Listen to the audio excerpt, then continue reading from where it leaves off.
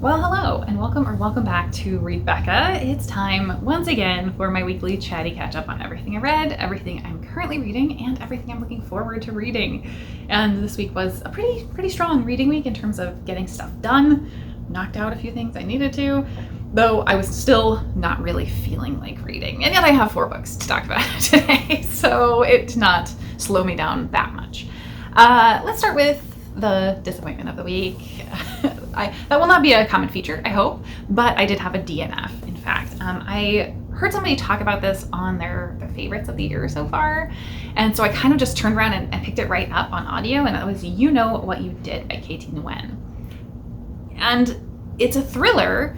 It's got a great cover, and the premise completely sold me because we have An Lee, who now goes by Annie, this American daughter to a Vietnamese refugee in present day, and she has just lost her mother. At the beginning, we get this scene that's very sort of dark, and she's holding a knife, and she is clearly very conflicted about what's gone on. And then we sort of flash out of that scene into her normal life, and she's this up-and-coming artist who is just getting attention and fame. She seems to have this great life with this perfect, lovely husband and a teenage daughter who she's having some conflict with. All of that seems interesting still. And then we also have this maybe potential mental health element because she is having breaks in her consciousness, in her memory, where she's flashing back a lot, or she's having these sort of visions of things happening that aren't really happening, that are kind of scaring her. And so all of that sounds like it would be very up my alley, but I gave it 20%, and it was increasingly going the route of domestic thriller, and I just can't get along with that subgenre at all. I don't know, I can't buy into infidelity and parent-teacher drama. Like, yeah, it was a lot of that. And also I found the characters to be just really shallow, not in the way of like they're superficial people, but they were shallow as characters. They didn't have a lot of depth and nuance to them, and they behaved really childishly, which I think is also very common in domestic thrillers. And so I just couldn't keep going. I really was so sad to let it go because I had heard this sort of glowing praise about it, but also the person that was giving that praise does tend to like domestic thrillers more than I do. So I think this was a case of maybe just not for me. So that was a DNF and a disappointment because I really was wanting something propulsive that was going to pull me in on audio and I could just escape. And it was not that. Next, I finished up, as I mentioned, my book club was reading Ancillary by Leckie, and we are continuing on this month, so I'm a little behind, with Ancillary Sword, the next book. So we are continuing through the whole trilogy. This is a weird series. It starts with Breck, who is an ancillary, a part of this ship's mind. And the ship, like a spaceship, has bodies housed within it, human people bodies that are sort of emptied out to fill with its consciousness, and it can fill many bodies to go out and do its tasks and do jobs for it. Yeah, so that is very common throughout this, though, not just with spaceships, but with other things. We have these collective consciousnesses using bodies as their appendages, more or less, to get stuff done. And so I think that is very core to this, to the world building of this. And the characterization, obviously. But also, at the same time, we have a lot of really varied space societies. And yet, for the most part, we seem to be mainly planet-bound in this. There's not a lot of space travel or anything. We're mainly flashing between a couple of different time periods on different planets. So, at the start, we see Breck encounter someone from their past that they haven't seen in a really long time. And that person is kind of like down in the gutter in the snow on drugs, more or less. And so it starts this very gritty, very noirish feeling story. And I really had that sense, even though it's really different from any even sci-fi noir that I have read. And it doesn't kind of have the sexism that is often presented in noir. And actually that, oddly, timely, that will come up later with my recommendation this week. I didn't intend or purpose to tie that in, but weirdly that worked out. But anyway, we'll get back to that. So we have this very personal story between these two, Breck and Savardin, the person from their past. And Breck wants to help them. And so we see that, but Breck also feels very at a distance, kind of. And so you're seeing that develop, but Then we also jump to this larger story about colonization and hierarchy of society, where we sort of have different people groups that are oppressing one another, the callous ways that many of these space societies are viewing other people groups and annexing them, colonizing them, or just simply wiping them out because they think that they have a right to. And a lot of that felt very, very directly tying back to European colonization and the sort of divine right to do that. And that was really interesting because there are so many different space societies that are kind of doing that and think about it or conceptualize it in different ways. And I very much enjoyed pushing us to think about that. So I like this as a whole, but it also has a really dry sense to the storytelling and not a lot of real characterization, but we are in sort of an AI type of perspective. And so that makes sense as well. And I do think it gets more characterized and emotional as we go along, and that also makes sense. So I'm still a little up in the air about how I feel about this because this is a series that takes place over the first trilogy of books in the Imperial Raj, which is now an expanded, wider series of books beyond the first three. But that first trilogy, I think, is just a continuous story. So as we're leaving this at the end of the first book, I feel like there's so much more to explore, and we don't entirely get closure. I think it leaves off at a decent point, but it's not closure. So I think I overwhelmingly enjoyed this, but I still feel like I don't fully understand everything yet. And I also think this is one that you would benefit greatly from rereads. I'm positive I had read this in the past, but I didn't remember basically anything about it at all. So it was basically like reading it fresh. I read it in a time when I was really just not reading at all, and I was struggling hard and nothing was sort of penetrating my mind. So I'm glad to have now read it and at least gotten most out of it. I think the one other thing I would mention is that this was a big award winner. And at the time, there was kind of this major controversy about the aspect that Breck, sort of the central character, comes from this society where they don't really have a concept of pronouns. They only use she, her pronouns in talking in other languages mostly. But that was made such a big deal out of it. And I found it to not even really be a major thing in here at all.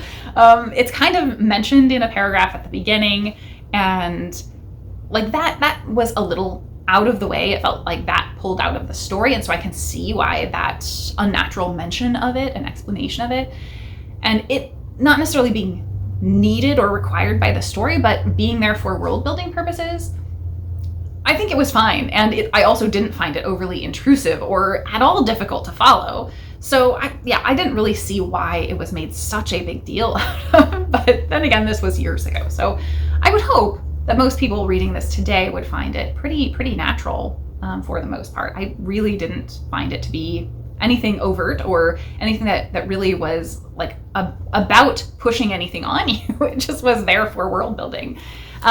So the other thing I think that was interesting coming out of this reading with a book club that I hadn't even thought about, we in the book club ended up talking much more about the hive mind aspect than anything else in this book. So I guess I take for granted, as someone who reads a lot of sci-fi, that like hive minds are just a thing you would understand. And no, we ended up basically having to kind of talk through, well, how does this, like, what is actually happening there? Because that was a foreign concept for some readers. And so that was really interesting to me because it is something that I've read, sort of collective minds and hive minds, where there's a single shared consciousness across multiple bodies or things like that, are things I've seen so many times before. And yet for many people, this is a new concept to read, something they haven't ever considered, a type of otherness that they haven't ever considered. And so that was really interesting and also challenging to try to externally express and explain what this means to someone who doesn't have a concept or understanding of that. So that ended up taking up most of our sort of book club discussion and was really fascinating to me. So anyway, that is Ancillary Justice. I enjoyed it, but am still a bit up in the air as to completely how much, whether I'm blown away or just generally enjoyed. Next is Tracks by Louise Erdrich, the third in the Love Medicine cycle. And this was a buddy read with Melinda from A Web of Stories and Angelia from Read and Reread. And we are reading through the entire Love Medicine cycle So in this book now, we have moved to the 19 teens. So we're actually going backward in time over the course of the book so far. And this one, we are centering around the character of Fleur Pillager, but we're not in her perspective, interestingly. So Fleur shows up in the previous 2 books repeatedly, and she there is always kind of an outsider, and she kind of has rejected contemporary life, at least in the understanding of most of the other characters. So she's still kind of coming and going and very transient, living outdoors more, that kind of thing. And we're with here the perspective of Nanapush, sort of a patriarch, talking to Lulu as a child or teenager about the history that predates her and her upbringing. And then we also alternate with another character, Pauline, who is very important but very controversial figure throughout this, because she's really at odds with everyone within the tribe, because this whole series centers around these families and tribal members I think they're in North Dakota right now. So it's very interesting to see this continue to expand, because now these are characters that we were getting more and more understanding of the conflicts that play out later in the timeline through this book, where those started, really, some of the roots, and also seeing some interesting stuff about some of the people we've already met as well, and their origins, their origin stories very much. I think it was interesting to all of us that Fleur has always been this kind of weird, unusual character, but in this book, Fleur is very grounded, and she feels like she's kind of holding things together much more, and she's still herself, like we still could identify her, but she very much seems the most normal, where everyone else is just off the handle all of the time. And there have been a lot of moments of off the handle conflicts, and people are just constantly fighting, people are constantly seeking revenge with each other. There's a lot of drama, but it's kind of a norm of family infighting. There's also a good amount of incest, oddly. And here we have a lot of the starts of that. Yeah, there's also some definite magical realism, and I think this is the most magical realist book here, where we actively have some very weird spiritual elements. But I think what I liked the most about this is just how much it's like we started at one time that's far in the future from this, that's relatively near contemporary. I think like the 1980s was present there in the first book of Love Medicine. But then we've sort of started at that point, and every book we're sort of zooming out and getting a bigger expanding scope. So it's like, you saw this little bit, let me expand out, and you can see the grander story here that's been going on for 100 years, and it has a progression, and it's not an epic, but it is a saga. I would say this is a really, really rich family saga. So it's very hard to talk about this without spoiling things from the previous books, but yeah, I think that is why I am loving reading this so much. It's my first read through, and buddy reading it with people who have read it before has been so wonderful, because they also pick up on little details that I have not. And the complexity of this family and the nuances of what they're going through set in their place and time is so amazing. So in this book, we're bringing in some of the horrors that were happening to Indigenous people in the US during this time of illness, of having their land taken away, even still in the early 1900s. And just the ways they're living through that, and the ways that impacts them going forward that we didn't see in the first book, but we now can trace back, having read this book, of their paths. And it's just amazing to see those roots continuing to grow over the course of this series. So I'm really looking forward to continue this. I think we're gonna take a break for a month and then jump back to the next one. But it was odd. We all kind of had the same thought, buddy reading this at the same time, that it would be really interesting to do a chronological rather than publishing order read of this. So I do think that will be in my future once we've finished all of this. And I am loving that one as well. So positives other than my DNF, I would say. And this one I'm a little mixed on. I don't feel overwhelmingly positive on it, but I do feel it was good. It was good. And that was The Seas by Samantha Hunt. This one is primarily a magical realist contemporary novel, I would say. We're following a 19-year-old character who sort of is grappling with her father being dead, or she's not really. She's refusing to deal with the fact that her father is dead and gone. And it's not happened recently. It seems to have happened some long time ago. But she holds on to the idea that he has gone to live in the sea, and she is actually part mermaid as a result, and she will be going back to the sea as well. But not in sort of a hopeful, whimsical way at all, in a sort of sad way, really.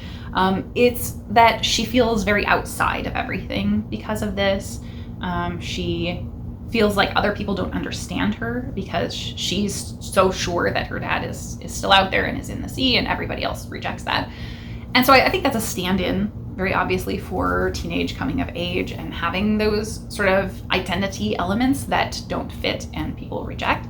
But that's not ever overtly explored. And so I would say, because she is so sure of this thing internally that's unreal, that's one of the major magical realist elements. There are also some major sort of watery magical realist elements. So this was a perfect book for summer, and that was kind of why I wanted to get to it.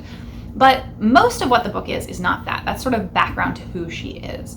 And that frames this exploration of her having a teenage obsession with a slightly older man. He doesn't seem to be a ton older, but old enough that people think that she's out of age range for him. But he is a soldier who has returned home with PTSD, and he is really struggling.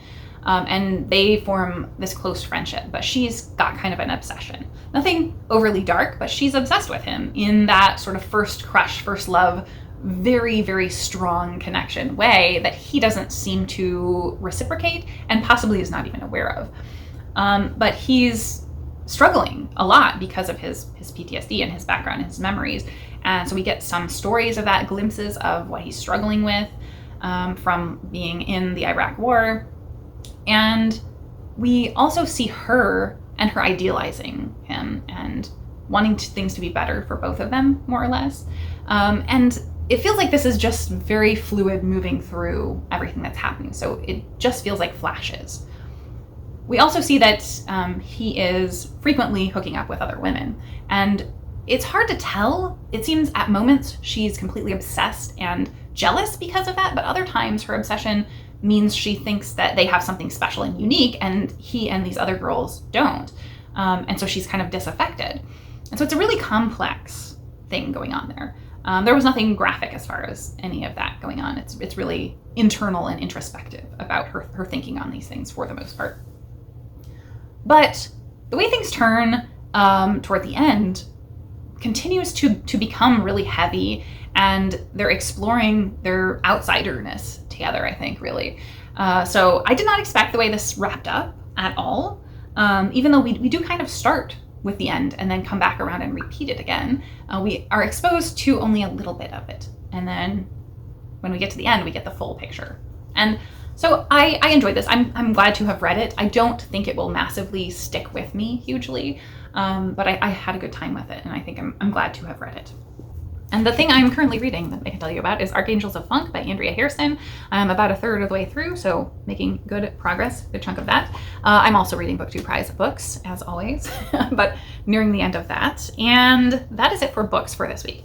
On stuff I watched this week, I finished up Jet Lag Season 18, which was fantastic, the current running season that just finished. And it was a connect states in the US type of season where two teams of two are traveling through the states to claim ones that come up each day, more or less. And they have to do a challenge there in order to claim it. And I think they finally got the way that transit works in the US, or travel in general works in the US, to function for their game, and also got the balance of challenges right. So I think this was my favorite of the ones that have involved the US by far. I also think that the team makeup was just ideal. I love the three regular guys that are on basically every season and are the makers of the show. And then also they have Amy, who they've brought in once before, and so she's returning, and she just works very, very well with them, I think. So I hope she returns, but I really enjoyed this season massively. It was great. I got to see some familiar places that were very cool, and some ideas for places I want to go visit. So that was very neat. The other thing I finished was a long time coming. I finished Bon Appetit, Your Majesty, a K-drama, which it has humor, it has romance, it has drama. Those are kind of all the major elements. I would say it's more humor than drama, but I think it's the melange. It also has, of course, the whimsical, non-real element to it. They always have something celestial going on that creates whatever major thing is that's going on in the show and in K-dramas. And in this one, the main character is a chef in contemporary times who is like TV famous, on competitions, that kind of thing. And she is like this big name. She's traveling in an airplane with a historical book item of like cooking information. And then a celestial event, I can't remember even if it was an eclipse or a meteor shower, it's always one or the other. It happens while she's on the plane and she gets sucked back in time to the Joseon era and becomes the chef to the king, basically, who is notoriously, famously a tyrant. And she's trying to figure out what's going on there. And of course, there's a little, like, she softens his heart, all of that stuff. But there are a surprising amount of cooking competitions in ancient Korea. It's very, very silly. So that is great fun. I enjoyed it all the way through, but for some weird reason, I really struggle with focused attention on especially like hour-long translated shows. And so I've been watching this for months and just finally finished. I think it's just 12 episodes, but 12 hours of TV is quite a lot. So I finally finished it. I felt the ending was very, very, very satisfying. I really was questioning, how are they going to wrap this up, given the things we know that we also know have to be historical, and how that was going to play out. And I think they did a good job. So I enjoyed the show immensely. So that's it for the stuff I watched this week. And not much to catch up on as far as my doings this week. I really am still stuck in a funk.